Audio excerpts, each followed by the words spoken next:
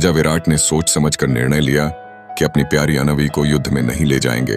उनका दिल मां की भांति धड़कता था, लेकिन वे राजधर्म की मजबूरी को समझते थे। अनवी, जो अपनी शक्ति और साहस के लिए जानी जाती थी, इस निर्णय से निराश नहीं हुई। उसने अपने गुरु द्रोणाशील से गुप्त प्रशिक्षण लेना शुरू कर दिया।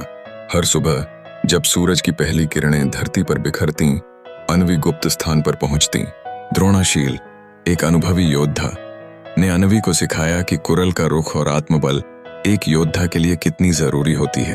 तलवारों और धनुषों के साथ उन्होंने उसे ध्यान और आत्मनियंत्रण के तरीकों से भी अवगत कराया।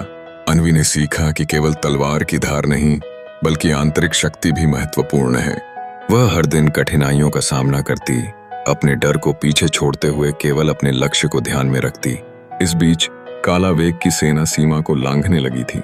रात्रि में उनके ड्रमों की आवाज सुनाई देती, ढुम ढुम ढुम।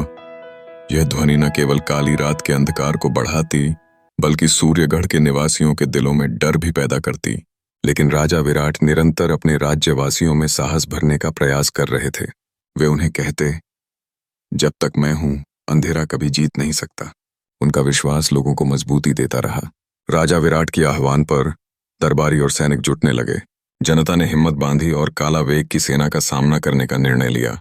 अनवी भी अपनी ताकत और आत्मबल के साथ तैयार हो रही थी। उसका मन युद्ध के लिए सजग हुआ। अनवी जानती थी कि उसे अपने लोगों की रक्षा करना है और उनकी उम्मीदों को एक नई दिशा देनी है।